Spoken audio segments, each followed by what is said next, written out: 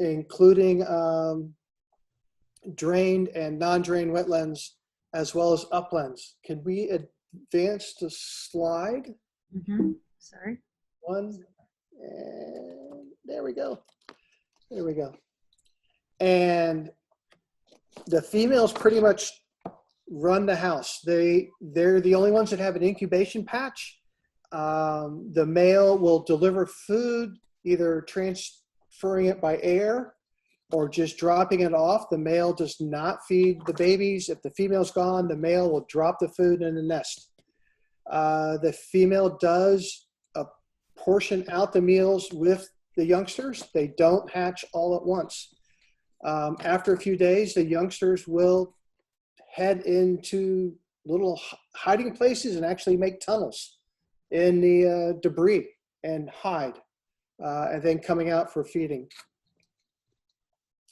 I put in the range map. That's helpful. Yeah. Yeah, and you can see that we're in a non-breeding area, and they have started showing up, and they're amazing. They just show up like magic, and sometimes they'll fly right by you, and it's amazing how well they blend into the scenery. I have seen a male a few times. I predominantly, places I go, I see the females. So the mystery bird is the northern harrier. Next, we're going to look at departures.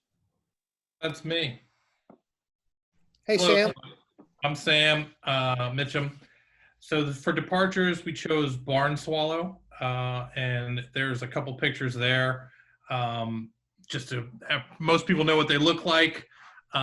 Both males and females, they are very similar. They're very hard to tell apart. The male does have longer tail feathers, which, you know, unless they're side by side, it's super tough to tell.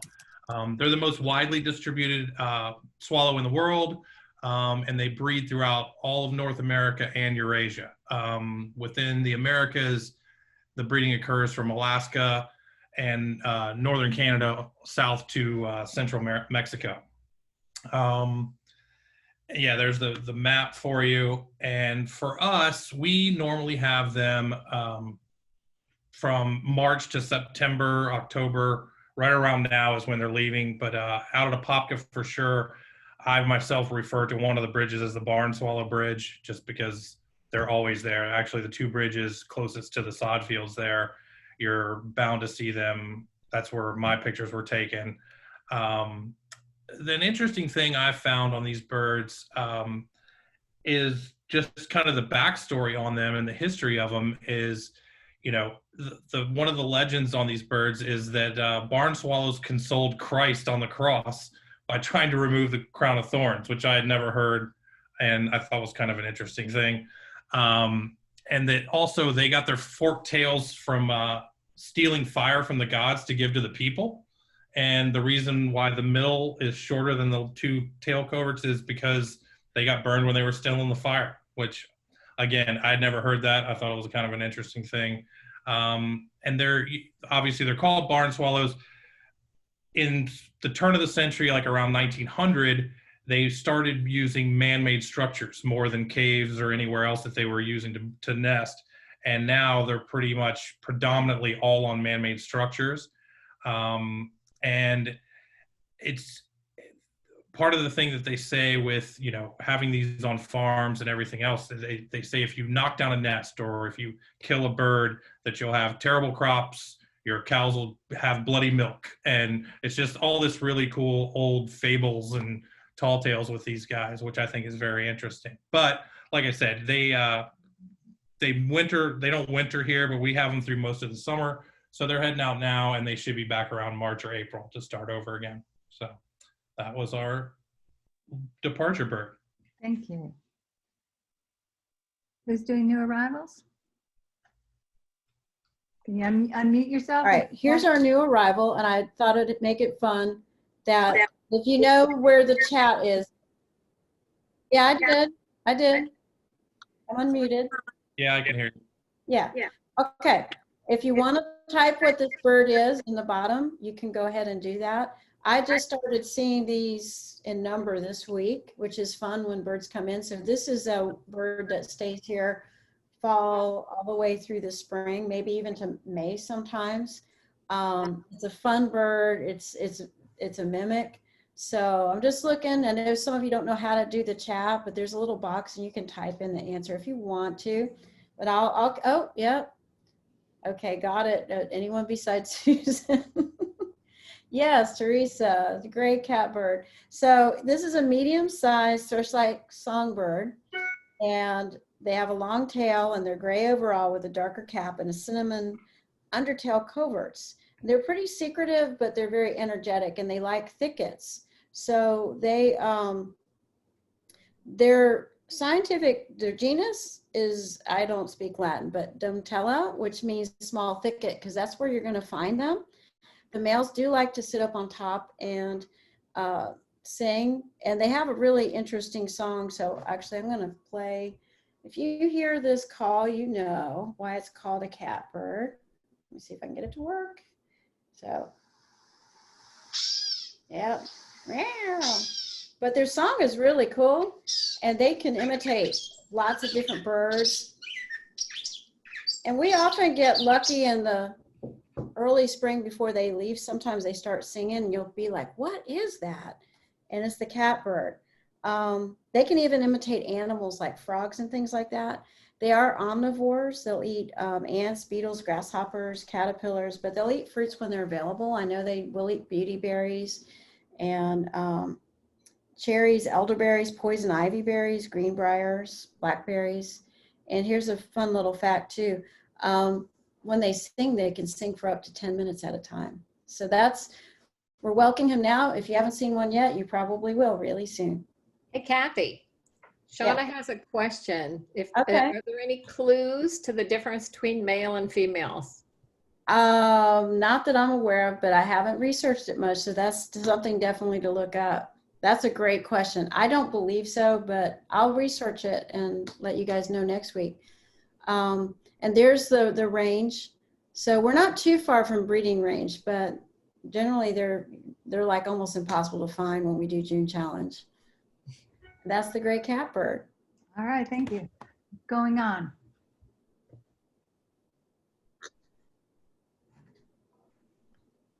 All right. Hi, everybody. Oh, I'm Susan, and I'm just going to go over Birdcast. It is the radar prediction from website that's only going to be up during migration by Cornell.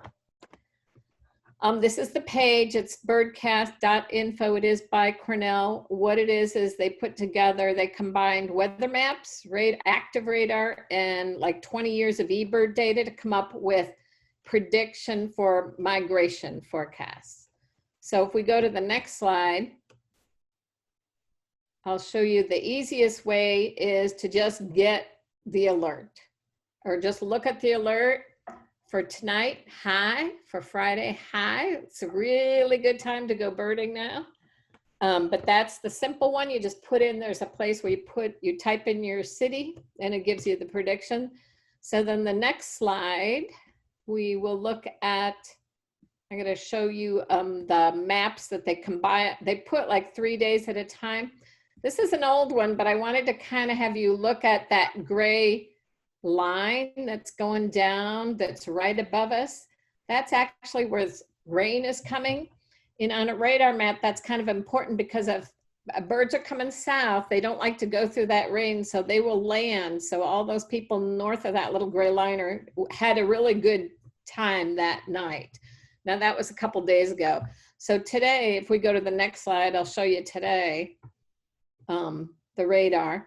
And you can see we're getting, it's kind of, they consider this like how many birds, it's like 10 to 18,000 birds, you know, at a time going through.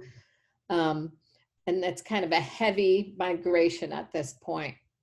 So they also, these are predictive ones. So that's based on the history, the weather maps and the history. And then finally, they also have live radar. So the last slide we'll look at is just kind of the radar that will show the movement. Okay.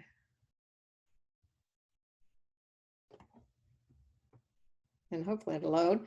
So this just shows, here's evening. See, it'll kind of show you the direction the birds are going. These are all based on radar stations that are sending information. They can tell what are birds from storms and that. So Cornell has kind of put this together so that we can kind of take a look. And it's pretty, I think it's pretty cool, kind of exciting during migration season. So I will turn it back over. I am finished with Birdcast. If I can jump in there real quick, Sure. I just got an email before we jumped on here about tonight's migration and last night's, and it looks amazing. So I would get out in the morning and hope, as we said today at Meade, the migration forecast was great, but they didn't land here. So it seemed like they just kept going. So hopefully we'll get some warblers in tonight. So, that is true. They could just fly on yeah, past. We don't know, but that's hey. my 2 cents. So nice work. But do listen for their calls early in the morning, because I did hear some today. So that's something cool if they don't land.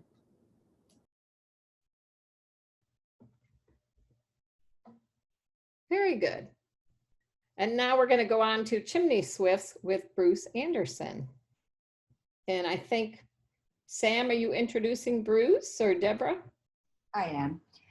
Okay. Well, we're really happy to have Bruce talking with us today. And Bruce studied biological sciences at the University of Oklahoma. He's the past president of the Florida Ornithological Society and past record regional association director of the North American Birds.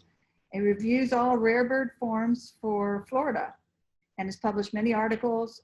And the biggest thing he's proud of, quite an accomplishment, is the Bird Life of Florida, the enormous book that has all the records, breeding records of all species occurring in Florida. And it's the authoritative compendium. Since retirement, Bruce has increased his world travel to 6 continents, and his life list is over 3,000 species.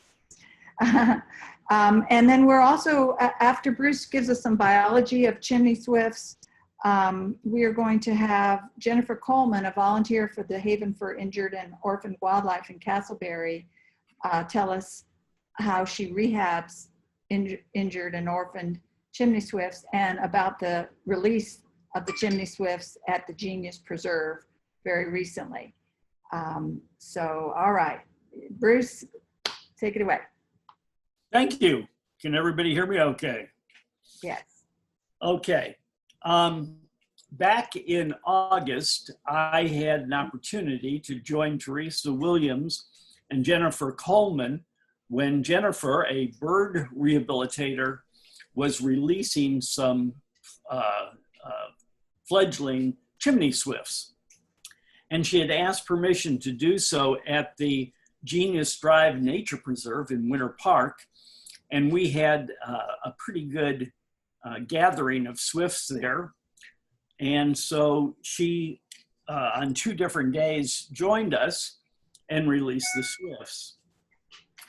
So she has written an article which appears in the Oasis, which members received today, and I believe is posted online at the Orange Audubon website.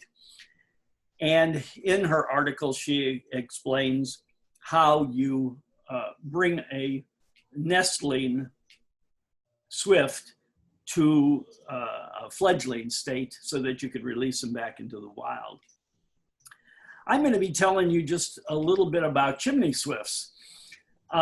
First of all, I'm going to go into the classification very briefly.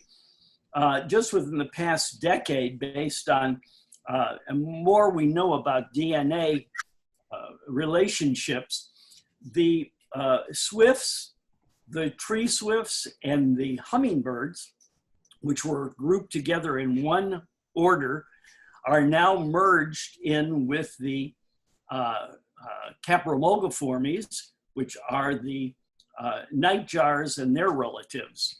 And nightjars, in case you don't know are not familiar with what a nightjar is, we have 3 that regularly breed in Florida, and one is, I'm going to see if this will work,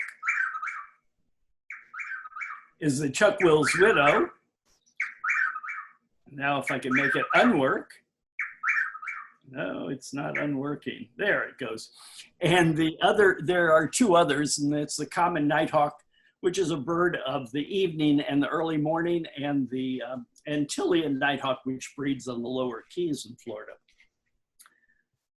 The Swift family is comprised of 112 species that are found throughout the world, except in Antarctica, and they're migrants only in Australia.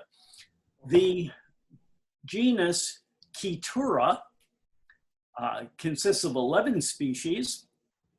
Ketura means spine-tailed, and these are known as the spine-tailed swifts. And swifts can only cling onto substrates. They can't perch. They don't have the proper anatomy to perch. And the Ketura swifts, or Ketura swifts, use that tail like a woodpecker uses its tail to prop itself up against whatever it is clinging to. The specific name of the chimney swift is pelagica, meaning marine or oceanic, which the chimney swift is not. It was a misnomer, and but the name pelagica still remains, so it's Ketura pelagica. And you can see I've included the swallows down here, which are superficially very similar to most swifts. They're in the order Passeriformes, the perching birds, and the family Hirundinidae, the swallow family, consists of 86 species worldwide. Those numbers that I gave you and the classification comes from Clement's checklist of birds of the world, and this is the version for 2019. Okay. Next slide. Next slide, please. Okay.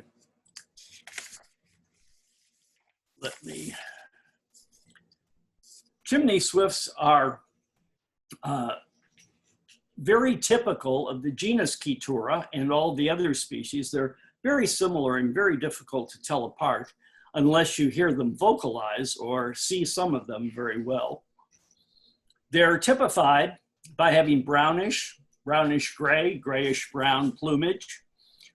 They generally, most species have paler throats of varying degrees and paler rumps. But they all have this spiked tail, and I don't know how easily you can see it on your screen, but if you look at the very tip, you'll see the shaft extending beyond the limit of the barbs that make up the veins of the tail feathers. And so it's very much like a woodpecker's tail. The chimney swifts, like swallows, they forage during the daylight hours only, and they eat insects. They are believed to fly all day long. Scientists have nothing to the contrary that these birds ever rest during the day. They have, since the coming of Europeans to North America, they have become more common in urban areas than in rural areas. And they believe this to be the result of thermals that are created by the asphalt and by the concrete structures that cause the updrafts that allow them to flap their wings less and thereby saving energy. Before the advent of Europeans, chimney swifts were believed to nest only in caves and the hollow trees that existed in the eastern United States. And it wasn't until the Europeans began building fireplaces and chimneys that the chimney swift began accepting chimneys very readily, I might add, in addition to wells and abandoned buildings that were created by the Europeans. And they still do today. One of the building situations that has occurred, or rather recently, is that building codes, especially in our area, require that all chimneys be capped on new buildings or on renovated buildings. And this precludes the use of that chimney by chimney swifts. However, there are many old houses in Orlando and in Winter Park, and there are still many chimney swifts that breed in the area. Let's see, when there is inclement weather, such as snow or storms, hard rains, it is believed that when human structures are not available or caves, that chimney swifts will use the sides of cliffs or the bark of trees to rest while the storm ensues. This also may be a case during migration when nighttime comes and there is no suitable cave or human structure to use for roosting at night. Next slide, please. Whoops. Okay. The photo in the middle shows a close-up of the foot of a chimney swift. These are the fledgling chimney swifts that Jennifer released at Genius Drive Preserve. And you can see, I wanted to show you something that is extremely interesting, and that is that even though swifts cling and they cannot perch like regular perching birds, they have the same foot or toe composition. They're anisodactyl, and that means that of their 4 toes, the first one is directed backward and the other 3 are directed forward. Their musculature and the bone structure is quite different. The bones are quite reduced in swifts. Musculature is probably greater than in swallows. And this allows the birds to cling using their very sharp talons that you can see in the photo, similar to what woodpeckers and other clinging birds use. But their foot structure is very unlike that of a woodpecker, even though their tail resembles the tail of a woodpecker. Next slide, please. Okay, we're looking at the breeding range of the, well, we're looking at the entire range, first of all, of the chimney swift, but I'm going to ask you to pay close attention to the reddish color at the top. This is the current breeding range according to the Birds of the World website run by Cornell and several other sponsors. And as you can see, the bird's breeding range extends from central Canada and the Canadian Maritimes down to southern Florida and southern Texas. Chimney swifts do occur regularly right across the border of Texas and Mexico, but breeding has not been verified there. In Florida, up until the 1950s, the chimney swift was found only to breed south in Florida to Volusia County, which is north of Brevard and Seminole counties. Over the years and until 1991, the bird gradually moved south, and in 1991 was actually observed, several swifts were observed in courtship on the Upper Keys. So You can see the yellow spot down there, which are the Everglades. And the Everglades, other than maybe a pine tree or a cypress tree that is hollow, there's no human habitation or very little human habitation for them to use to breed. So the movement of the Chimney Swift south through Florida was probably a direct result of human building and building chimneys and fireplaces. Okay, the only extraliminal records of chimney swifts outside of the breeding range that's shown here is in Bermuda. And even though they're not regular in Bermuda, they've been found year-round in Bermuda, but they've never been found breeding. And they've even been found in the winter.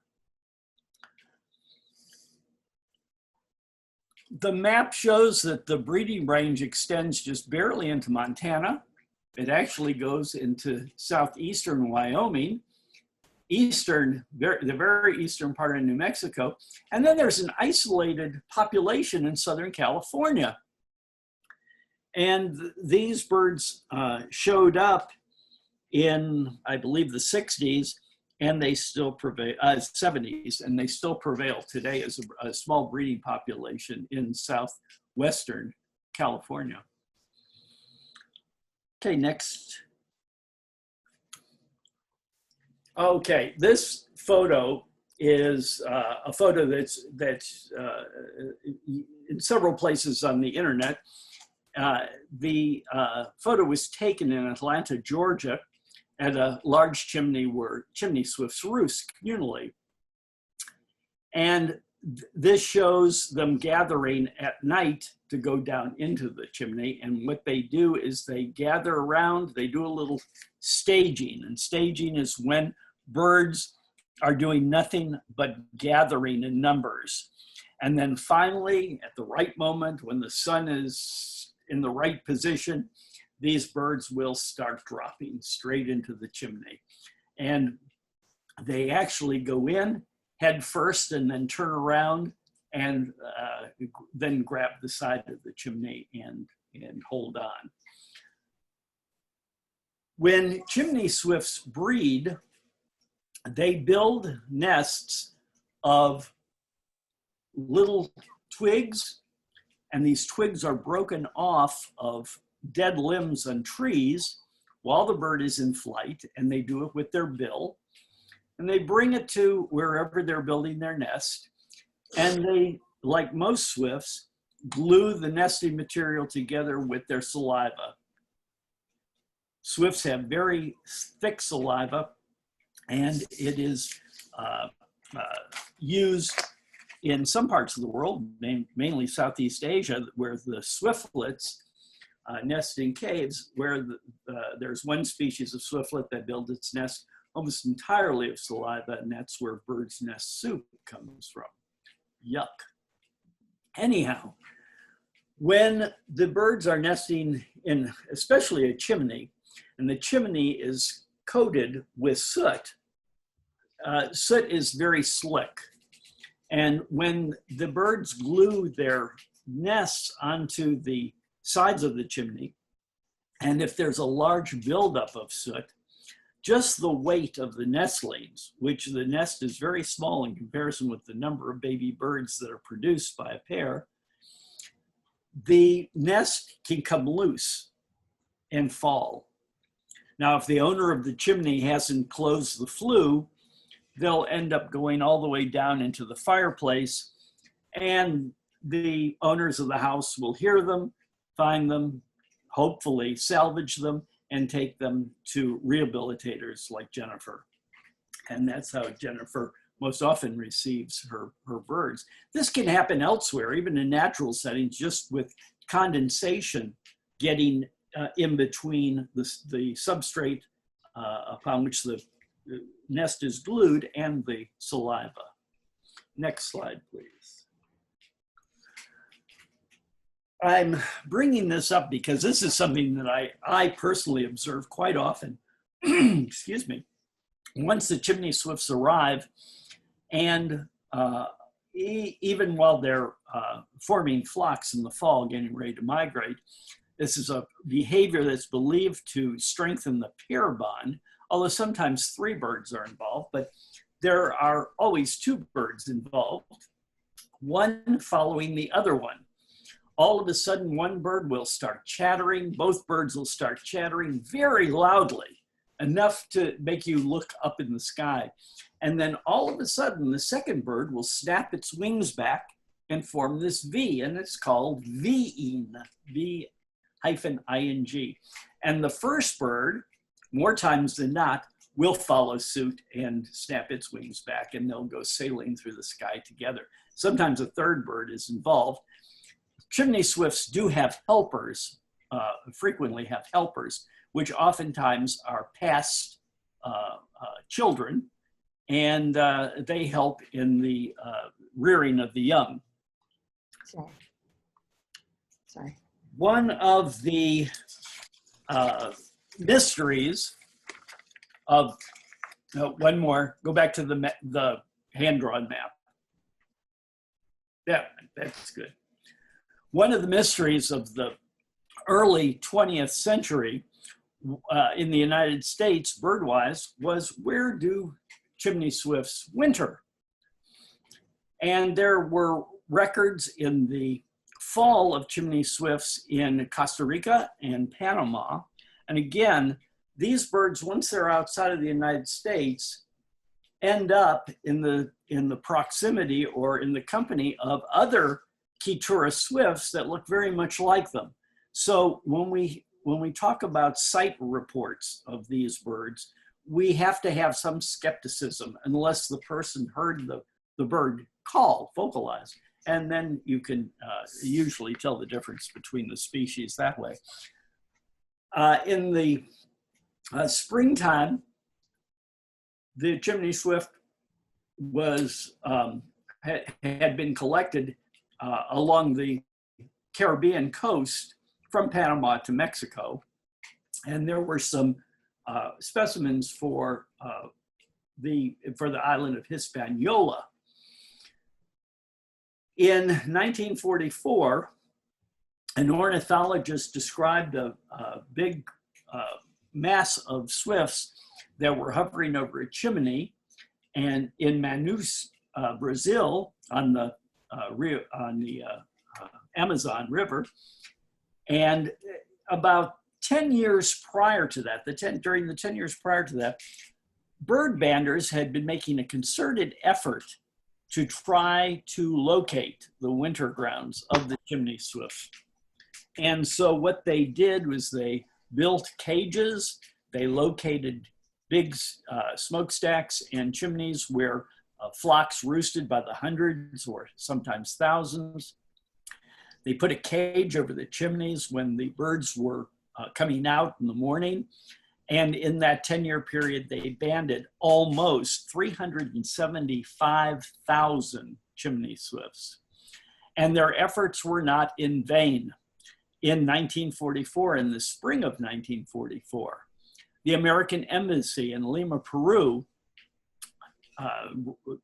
notified the banding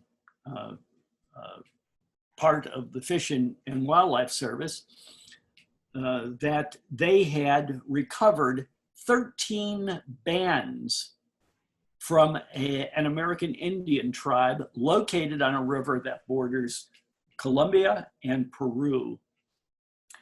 And that these birds were swallows that had been taken about 6 months prior.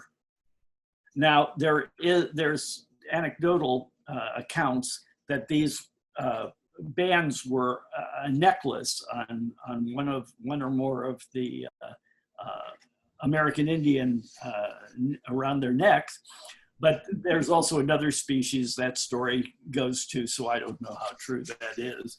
But regardless, the bands were recovered, they were examined, and it was found that 3 of the swifts were banded in Nashville, Tennessee, 5 in Memphis, Tennessee, and 1 each in Georgia, Alabama, Connecticut, and Ontario, Canada.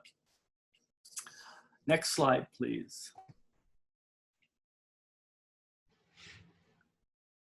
Next slide, please. Thank you. Oops. A second. Okay.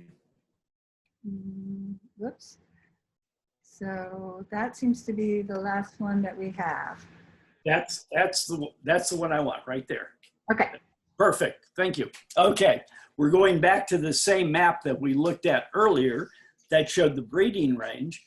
And I'm going to go through with you very, very briefly the Chimney Swift's movements between North America and South America. In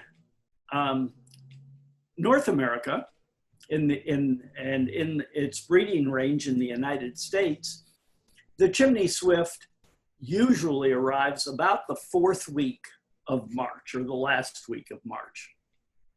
And that's when it arrives in southern Texas and in South Florida. And migration continues all the way up into Canada, well into May. These birds are believed to migrate across the Gulf of Mexico or along the western Gulf Coast, or the eastern Gulf Coast. The birds in Florida are probably mostly just Florida birds. Now, there may be some that are migrating down the Atlantic coast, but most of the Chimney Swifts end up along the northern Gulf Coast. And regardless of whether they're along the northern Gulf Coast or they travel all the way through Florida to the Keys, they end up crossing the Gulf of Mexico and they go to Yucatan, as so many of our migrants do. And hence those leaving Florida will pass across the very western part of Cuba, where the bird is fairly regularly seen in migration. Then once they get into the Yucatan Peninsula, they join those swifts that have migrated down the eastern Gulf Coast from Texas, and they then migrate along the Caribbean coast all the way down into South America. And in South America, even though you see this very large blue area, that large blue area is based on eBird reports, and those eBird reports are largely site reports. And the validity of the site reports of many of these birds is unknown. And so generally we know that their winter range is in Peru, at least the southern part of Colombia, and into northwestern Brazil. And I thank you very much for joining me tonight. And at this time, I'm going to turn the meeting back over to whoever is, to Sam or to Deborah or whoever is hosting. Okay, well, that was fantastic. And before we move on to the last section on the rehabbing, is there anyone who would like to ask some questions to Bruce? All right, then. Well, then we're going to talk a little bit about the rehabbing process, and I'm going to have to switch slides to open the slideshow. Excuse me one second. Just one second. Meanwhile, anybody have a question for Bruce while I'm doing this transition? Let's see. Yes. Is Jennifer with us? Jennifer? Yes. Okay. Oh, good, good. Okay. I'll then let her go through the fostering of Chimney Swifts. Thank you. Okay, so these are like, can you hear me? Can everyone hear me okay? Yes, we hear you. Yes. Yes. So these are hatchlings, and that is a 1 cc syringe, and you give them 0.1 cc's at a time, and it is like 1 drop. one big drop. And you get them to open their mouths, and then you can easily put the dropper in, and it kind of stops itself. And so you don't end up drowning them. You're not like tube feeding them down into their stomach or anything. They're good feeders. The trick is to get them to open their mouths. And this year we found out that they respond to like a wind as if the mother bird approaches. So I would blow on them. And when I blow on them, all of them, open, and you just drop it right in. Okay, Yes. Next slide. Jennifer, so as a preface to this, Next slide. can you hear me? Can you hear me? Who can do that? Jennifer, can you hear me? I have a question. Yeah, I can hear you. Can you? Yes, I can. Yes. I wanted to, as a preface to this, how are they coming to you at, Yes. at the rehab station? What's happening in the chimneys? They're falling down? They're falling down the chimneys? Okay, I'll let you go ahead. Okay, close that. I'm trying. Yes, so people find them in their fireplaces.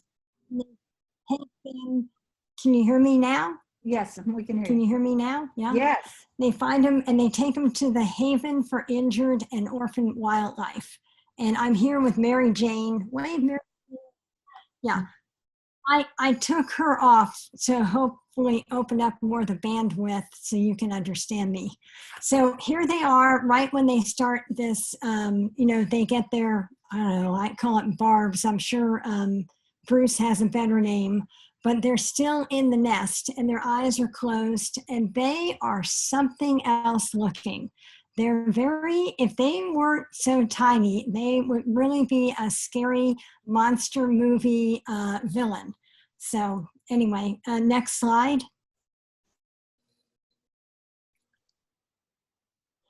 The other thing, and so right about that stage when they do get the barbs on their head is when they climb out of the nest. And for just a couple days, they'll go in and out. And but mostly they'll remain on the side, clinging, and that's how they live their lives from then on. And it's really interesting. I didn't cover them because if they're in a room by themselves, they don't go anywhere. They want to totally cling together. Like no one's off on the side or anything. They're just a big clump. Okay, next slide. This was a funny picture. I had my husband shoot me a picture of that, or no, he was showing me how, Jen, they're coming out of the container. You need to put a lid on it. But anyway, I had a bag of cat food next to it and I'm driving and I see this picture and I had a heart attack because they were in my garage. And I thought, did a cat get in? Like, is a cat about to eat my birds? And this is what my husband has photographed. But no, thank goodness it was just on the picture of the cat food. So anyway, next slide. Then I moved that into where the big birds are. And I found by keeping the little birds in their container and they can see the big birds like flying or calling or doing other big bird things, it really helped their development. They actually, got those skills quicker. Next slide.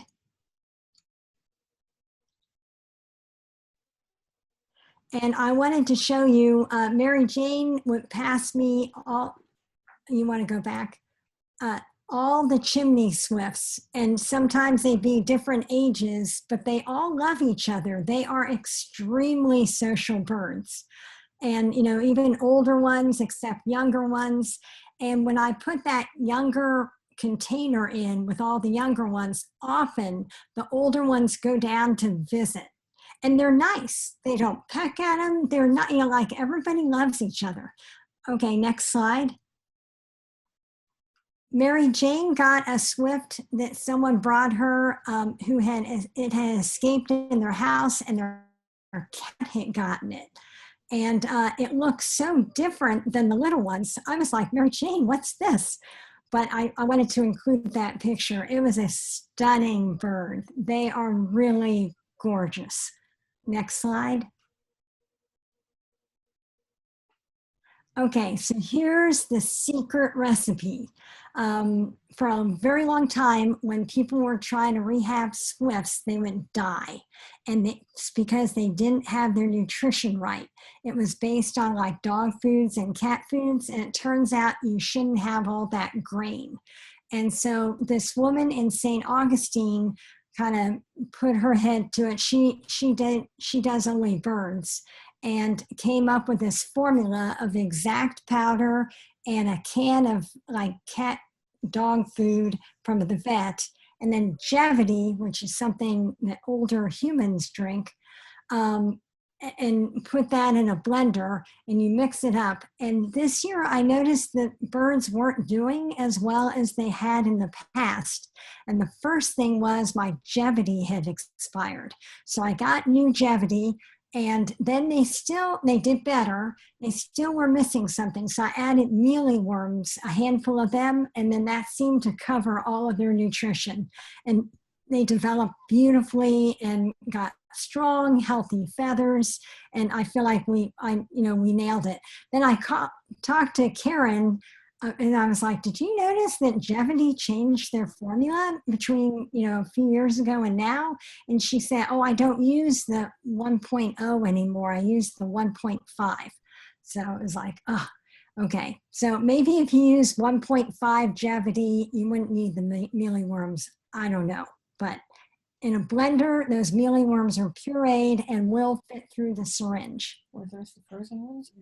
They're dried ones. Okay. Yeah. Okay, next slide. Next slide. So this was what it looks like. One of those containers is the formula, and the other is what I drink every morning, which is a banana coffee chocolate smoothie. And you see how much they look alike and how very careful I have to be on what I pick up to drink. So, okay, next slide. And the only downside to this formula is that it sticks to the birds. And look at their poor faces. And before I release them, I do try to get that off, but it's very traumatic. I mean, it's not like even water soluble. You really have to wet it and work on it. And it's very traumatic for the bird. And I don't know if you can notice the one at a profile, he's missing the feathers on his neck, on his chin. And I know that's because of this formula. Somebody must pick it off and take the feather with it. And I don't know if they regrow these when they molt or not.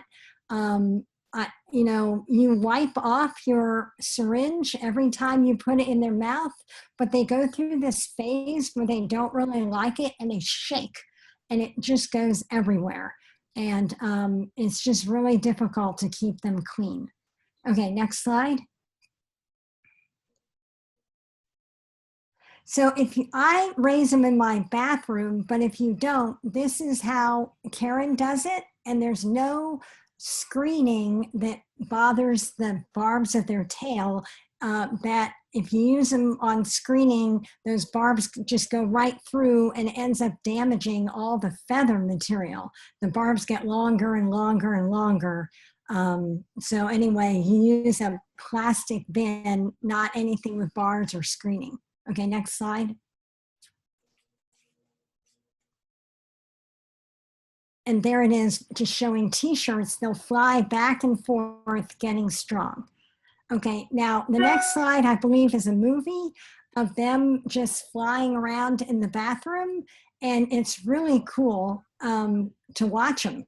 I just, at night, I go up there and just watch. I think it should be other. It's very noisy.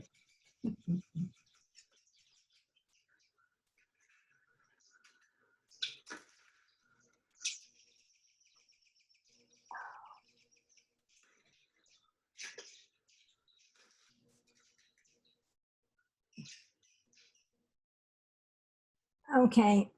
So that Wi-Fi was, I mean, it was iffy. It's really a cool movie. We'll try the next one. When they start to fledge, they beat their wings for exercise. And they'll even line up together and beat together. Here they're not lined up, but they will just stand beating for like 5 minutes straight without going anywhere, just strengthening their wings. And, as Bruce said, they're going to spend the rest of their lives very much in flight. So it's important to strengthen those muscles from the get-go. Okay, I think that's it. Oh, that was so interesting. Thank you so much. And the last Deborah, thing, yes, Deborah, yes, Deborah, Yes. can I add yes. to this? This is one part I left out of my notes.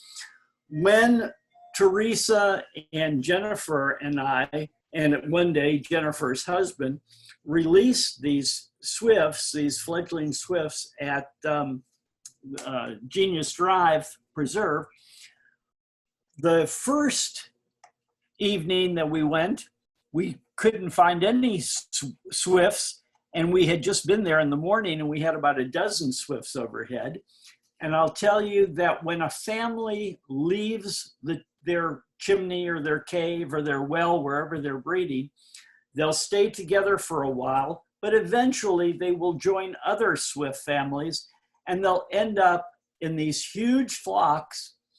And these flocks will usually remain in a particular area for months, for several months, let's say August and September, until they leave in October. And this is called staging. And it's during this time that the swifts eat just constantly to build fat so that they have a good energy reserve for migration.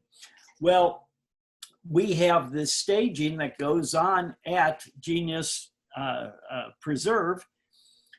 The first evening that we released 3 swifts, they just disappeared over the trees and we didn't know what was going to happen to them. Within 5 minutes, there were over a dozen chimney swifts overhead, and I'm certain the ones that were just released were among them, flying over and feeding. The preserve is among 3 different lakes, so there's plenty of food for these birds. The very next time, which was a week or 2 later, when we released 4, the same thing happened. Teresa and I got there early. We couldn't find a swift, and Jennifer arrived. She released the 4 birds, and they disappeared over the treetops. And within 5 or 10 minutes, we had more than 60 chimney swifts overhead feeding until it got dark, until we left. So I just wanted to add that to the presentation. That the adults welcome them in and Yes, teach them. and what's interesting is from the time that the young leave the nest area of the chimney or wherever they're breeding, the adults no longer feed them. So their ability to catch insects on the wing is innate. It's a inherited behavior. And as you could see, these swifts have very tiny, tiny little bills, but when they open their mouth, they have this huge cavernous mouth that they use to scoop insects out of the air, just like chuckwills, widows, whippoorwills, nighthawks, etc., to which they're related. Isn't that something? Does anybody have any questions? I have a quick question. When you guys release these birds, the injured birds, do you ban them at all? No. Okay. No.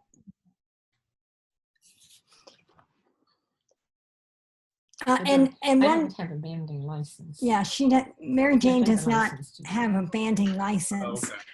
And but the banding part is important. That's how they found out that released hand-raised chimney swifts survived, because there was a group in the 70s that banded a whole bunch, and then the next year years after that, they kept catching banded chimney swifts that had been fed. Yeah. Awesome. So Very awesome job, by the way. It was very interesting. Very interesting.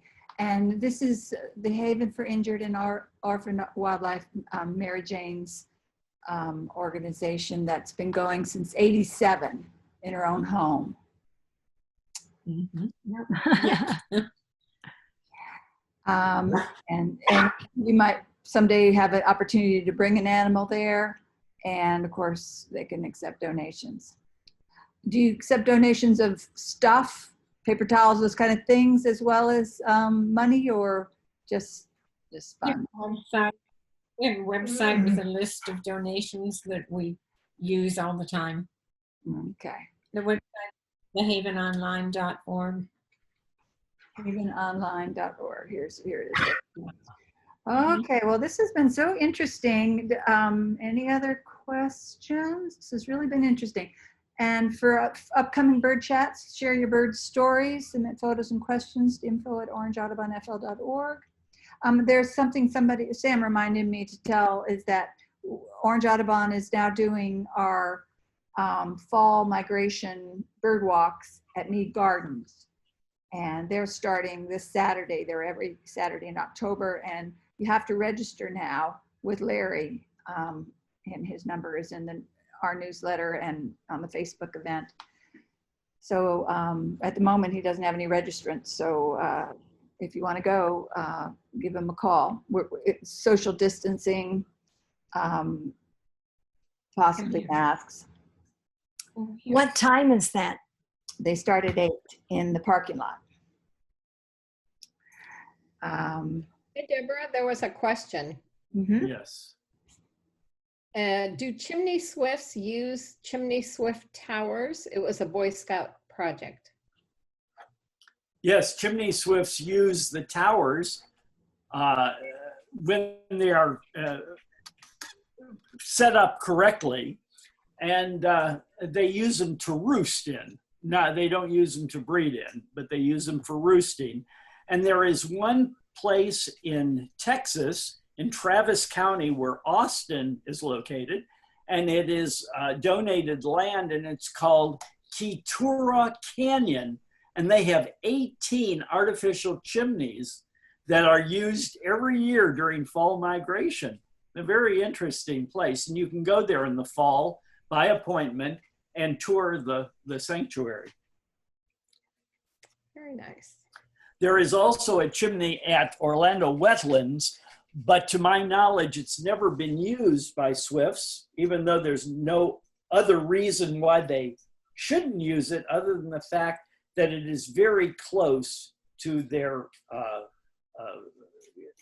information center and people walking around. So it may be just a little bit too close to habitation for them. Oh, true. use.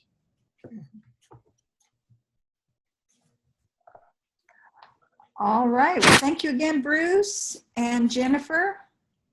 And it was really very interesting. And we hope we see everybody next week.